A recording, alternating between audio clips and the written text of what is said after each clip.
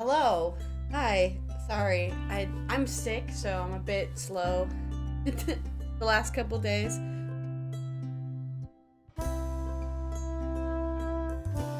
I am there.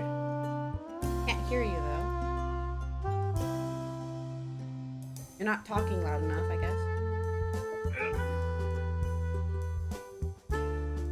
I am recording. As soon as I see you, I'll start recording.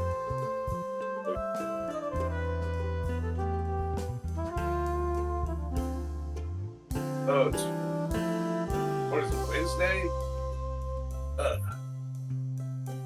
I think your audio's doing something weird, but like it's getting all staticky.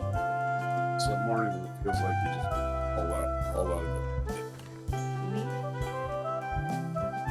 But am I not loud enough? No, your audio was being fine. But also you're not being loud enough. I'm not what? You're also weren't being loud enough. Oh, I wasn't saying anything. Am I being loud enough now? Yeah. For sure. Directly at the camera. Another before coffee episode where I don't have to wake you up. I'm looking at your chin though. The Yeah, camera's because my like phone really low. is down here. Oh, I'm using my phone as a camera. oh, gotcha. Okay. Okay. Let me open some news, I guess.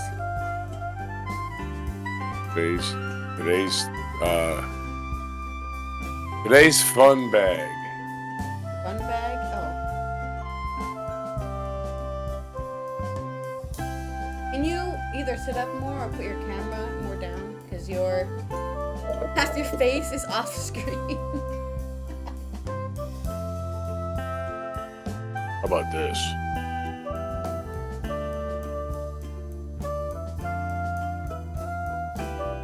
I wish there was... Well, I know my face is in the right spot. It's in front of my head. Maybe I should use a different news source that focuses on Europe. Maybe. Because I feel like NOS is constantly just talking about it, the Netherlands, which is great, but I'm just not... Like, what do I do with that, you know? Live. So many new things do. Live now. Happening now. This story is developing. Fuck it, let's do it live! I'm, Bill O'Reilly's famous. Throws his notes in there. Fuck it, let's do it live. Nothing new in culture and media, which is bad, because I like... Yeah, we'll talk about something.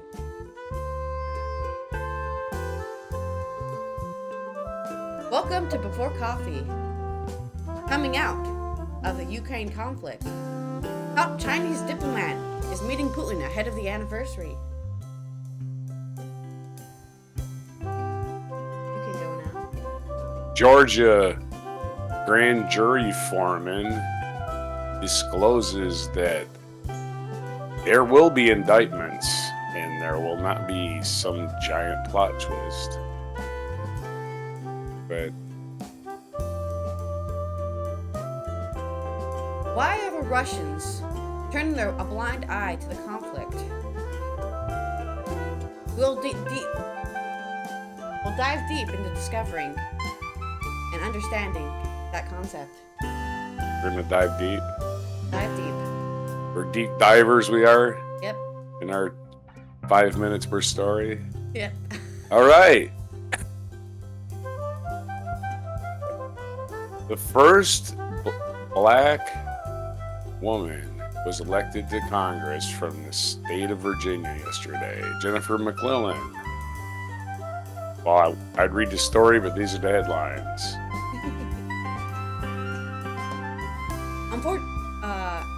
And finally, a Dutch container ship is on fire in the Baltic Sea, but the crew has already been evacuated. Really?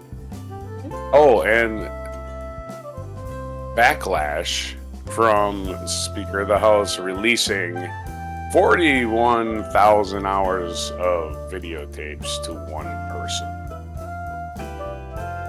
That's a lot of videotape.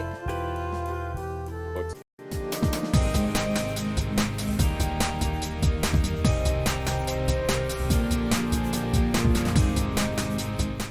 we have an intro? All right, yes, we have an intro, and I just played it. All right, welcome to another exciting, the new show you never asked for before coffee.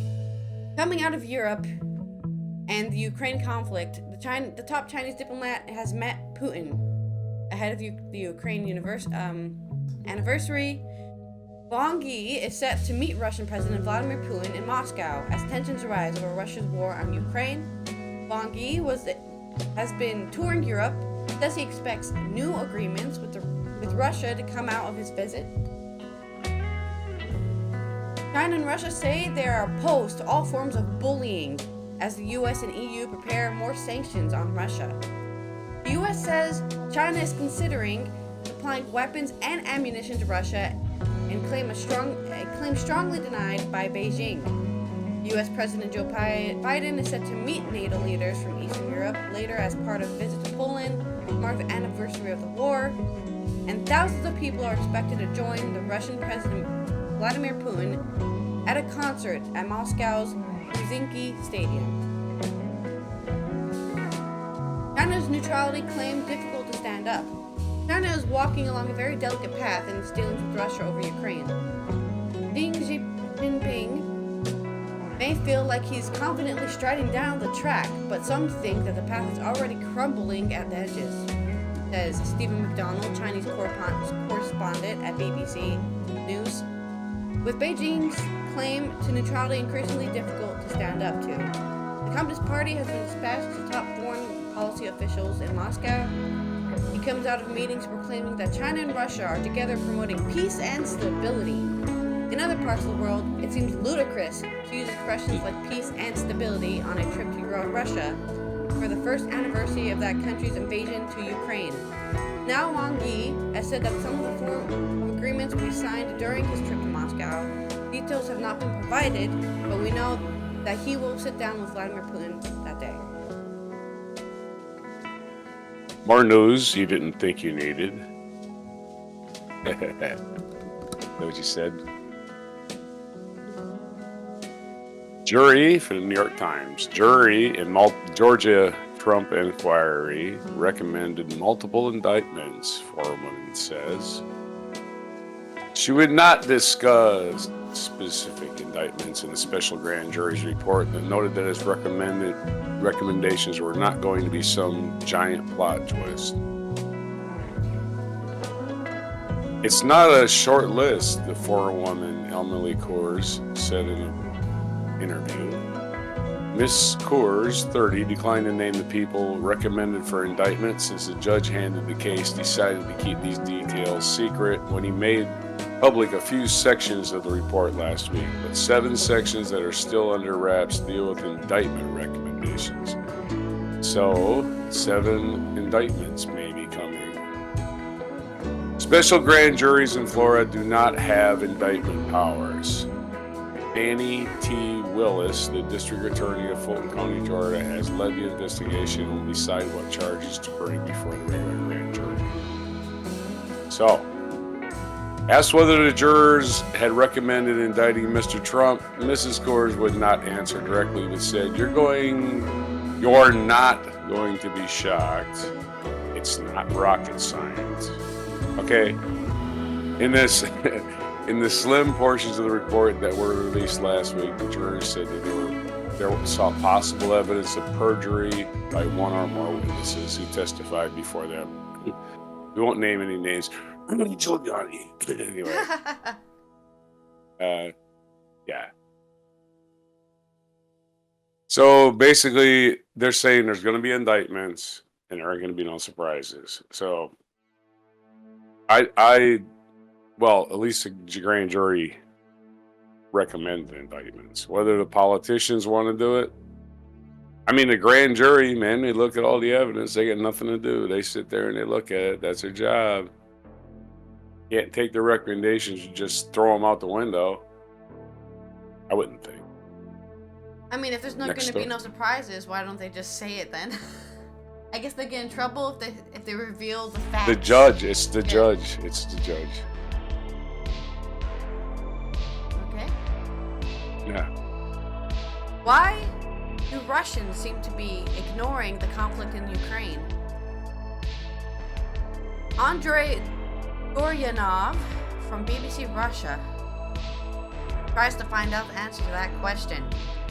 In the week leading up to Russia's invasion, he would walk for hours in the central Moscow district of Damosk. Oh, I can't say that. Damosk Goryachev. No, I can't say that. I apologize to the Slavic people out there. I cannot say that. Sounds fine to me. Where I would live and worked at the BBC office for 7 years. An unspoiled, peaceful part of the city, for me, it embodies Russia's complex and present past.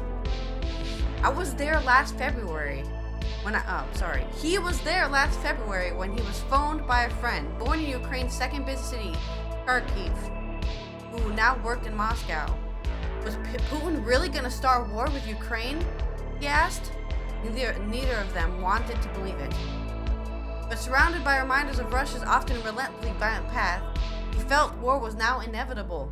Many daily walks was his way of saying goodbye to the world, and perhaps even a country that could never be the same again. It is a slow-burning crisis, but look closely and there are signs of it everywhere. In Belgorod, close to the Ukrainian border, and just 80 kilometers, 50 miles, from the now war-torn city of Kharkiv, local people are now used to convoys of military trucks roaring towards the front line. If they are troubled by Russia bombing a city where many have friends and relatives, then they are trying not to show it. Residents feel abandoned and angry in the little frontier town of Shebinko, where cross-border shelling has become a daily reality. One local family visiting St. Petersburg were shocked to find nothing had changed while their own lives have been turned upside down. On a train heading for Petropavlovsk, near the Finnish border, a friend meets a group of teenagers playing a Name the City game. Someone mentions Donetsk. Is it Russian or Ukraine? None of them are sure. It has been occupied and annexed illegally by their government. Do Russians really support the brutality being carried out in Ukraine in their name, or are they pretending it's not happening to survive? Polls suggest the majority of Russians, if not supporting the war, certainly do not oppose it. This has prompted angry debates among Russians abroad. Many who study and report on Russia, him included, believe a small percentage of people actively support the war, and a small percentage of actively oppose it. To keep war from their door, Russians have to pretend it isn't an expansionist invasion, and must close their eyes to the Ukrainians who are killed and wounded in tens of thousands and driven from their home in the millions by what the Kremlin calls its special military operation. In speeches and essays, Vladimir Putin has made it clear his belief that Russia occupies a unique place in the world as part of the East and the West. Russia has its own traditions, religion, and its own way of doing things. Russians need order and control and demand respect. This message has echoed down the centuries and brooks no dissent or prospect for change. It's a chokehold, to use a judo term for his favorite sport. This Putin vision comes with a price. Russians have paid with their freedom. Ukrainians are paying with their lives. Sooner or later, that will need to be answered, and Russians will have to confront what their country has done, says Andrei Goryanov from BBC Russia. In American election news, we had a special election in Virginia on Tuesday, February 21st. Jennifer McClellan, a veteran Democratic state senator, won a special election in Virginia's 4th Congressional District on Tuesday, according to the Associated Press, making her the first Black woman to represent the state in Congress. Virginia was once part of the Confederacy. In fact, it was the capital of the Confederacy, in Richmond. That's where she's from, Richmond. Miss McClellan, who will fill the seat formerly held by Representative A. Donald McEachin, who died on November 28th of colorectal cancer. She has cited Mr. McEachin as a mentor and was highly favored to win the safely Democratic district, which stretches from Richmond, where she is based, to the rural counties along Virginia's border with North Carolina. She defeated Leon Benjamin, a Republican Navy veteran and local pastor. Mr. Benjamin lost to McEachin by nearly 30 points in November. So this race was going to be hers, pretty much a Democratic district, unless people didn't show up to vote or did something. It was so guaranteed a historic day in the state of Virginia, digging themselves out of the clutches of the Confederacy. Oh, it's only 2023 and they finally did it. Well, they've had a black governor. They had a black governor in the 80s. They were the first black governor in Virginia, which is amazing. Yeah, just really sad to hear about the first black something in like the 2020s, you know? Progress is really slow, depressing man. To think about. Progress is slow. If it was easy, you wouldn't notice it. That's true. That's quite true. Yeah. In media news, nobody tells you about all the planes that landed safely today. We should do a segment. 30,000 planes have currently landed. In media news, Avatar sequel overtakes Titanic as the third highest grossing film of all time. It is remarkable that both blockbusters were made by the same director, Canadian James Cameron. Cameron also signed for the #1 in the list of most viewed films, the first Avatar film from 2009. The Avatar sequel, The Way of Water, released last year, has now grossed $2.243 billion worldwide. Titanic reached $2.242 billion, and the superhero movie Avengers Endgame did better with $2.7 billion. Avatar is therefore first place with $2.9 billion. Let's go. The Way of Water has generated a lot of money, especially in China. The makers benefit from the fact that the regulators in China have recently started to take a more flexible view when it comes to admitting Hollywood films. Variety writes that the film has grossed the most in more than 20 countries, including France and Germany. France with 144 million and Germany with 135 million. The Way of Water is also one of the most expensive films of all time. Producers Disney and 20th Century Fox are said to have spent about $460 million on its production and promotion. This makes it very likely that there will be more Avatar movies to come. I know what I'm going to be doing for the next 6 or 7 years, Cameron said. Part 3 is already certain. It will run in cinemas in December 2024. There are already advanced plans for parts 4 and 5. Oh, so those are the top grossing movies. People like their villains simple, huh? I think they just really like escapism, and Pandora is the most realistic fake place that does not exist. I think there might be people who actually think it's a documentary at some point in history. Yeah. Okay, this is byline Rebecca Rich of Oklahoma, Channel 4. I'm just randomly picking news sources. But okay. This is a story. Speaker Kevin McCarthy's recent decision to release thousands of hours of January 6, 2021 security footage to Fox host, I won't call them news because they're not news, Fox host Tucker Carlson, the liar, is setting off alarm bells among Democrats. A little editorial by me in there, who seek inherent security risks in sharing the raw video of the figure who has downplayed the Capitol attack and the network entangled in legal battle over false election claims. Democratic leaders, joined by former House Select Committee members investigating the riot, are warning that granting Carlson such access could ultimately reveal methods used by law enforcers to defend the Capitol complex. Details the investigators say they took pains to obscure.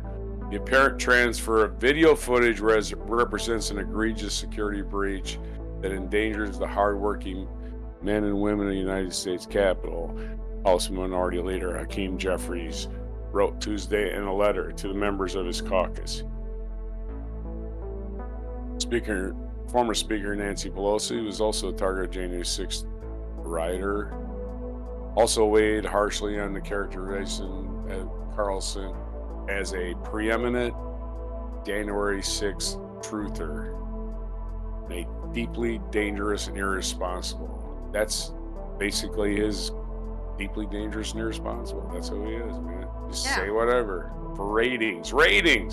Yeah. Infamously, Tucker Carlson text messages were quoted in the lawsuit that Dominion filed against Fox News for spreading fake stories about him. Tucker Carlson famously wanted a reporter for Fox fired for saying on the air actual facts and complaining that we're going to get killed in the ratings. Look at our stock price. And nothing about reporting actual facts. Just, let's just please watch the show. Please watch the show and give us ratings. Yeah. So, in Fox's own admission in court, they're not a news organization. Nobody with any brains would take them seriously. That's their own admission. So, the people that watch them and take them seriously don't think that way. Next story. My final story is from Europe. A Dutch freighter is on fire in the Baltic Sea. Ooh. This morning, the crew had 15 people who have all been evacuated. The ship, the Escape, was on its way from Lithuania to Latvia. JR Shipping from Harlinga said that the fire started in the engine room. That's not surprising. That's probably the most common place to fire to start on a ship. According to the shipping company, several attempts were made to extinguish the fire. When that proved unsuccessful, the captain decided to evacuate the crew members. They are now safely aboard a ship heading for Riga Bay. The 168-meter ship is now adrift in the Gulf of Riga, a part of the Baltic Sea between the coasts of Latvia and Estonia. 2 tugs are on their way to the ship to extinguish the fire. This just happened, so nothing has happened. Just happened. So it's a breaking story. Breaking news story. Yeah, breaking news. You gotta put the breaking news banner. Breaking news. Breaking news. One day news. will, okay. Breaking news. In more European news, almost 1 million asylum applications for European countries have been counted for 2022. That's 50% more than in 2021. And the highest number since 2016, when there were almost 1.25 million. Ooh. Syrians made the most applications with 132,000, followed by Afghans at 129,000. There are also relatively many applications from Turkey, Venezuela, Colombia, Bangladesh, and Georgia. The number of asylum applications comes up on top of approximately 4 million people who have fled Ukraine. They do not fall under the standard asylum procedure because they're Europeans and white people. All right. That's my opinion. According to the agency, large increase compared to the 2021 is partly due to the lifting of the corona measures. Conflicts and food insecurity in the country of origin are also important reasons for applying for asylum. The EUAA does not say which countries received the most applications last year. According to the AP news agency, which has seen an internal EU migration report, the top 5 countries of Europe are Germany, France, Spain, Austria, and Italy. Wait. And today's history, let's see. Happy birthday, George Washington. Born on this day in 1732. So he's, let's do some math. He's not quite 300 yet. 291. Happy 291, George. And also a fun fact to keep in mind. On this day in 1997, we cloned a sheep. Dolly the yes, sheep Dolly. was cloned by British scientists. So happy birthday, Dolly. You're 26. I think Dolly only lived like a year or two. That's too bad. Alright. The also Drew Barrymore's bad joke. Drew Barrymore's birthday and Steve Irwin. Hunter was born in this day in 1962. And the other history besides birthdays, mostly death days. Any like cool There was events? a 6.3 earthquake in Christchurch, New Zealand on this day in 2011. 6.3. Pretty Depending high. on where it hits, can be massively destructive.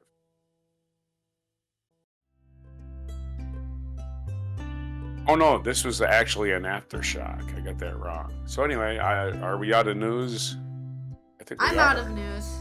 We're out of news, and We're it's out of Wednesday. You've made Out it of through things you another wanna day talk of about anyways. That has me been stumbling through words. That has been Allison from Netherlands reporting on random things I want to talk about on a Wednesday. And Roger from my dungeon in Maryland, where it's going to rain for the next month. Hope to see you for the next episode tomorrow, and more developments on the container ship fire and the conflict in Ukraine. Bye-bye. Get your hose and get out there. Put that thing out. Bye.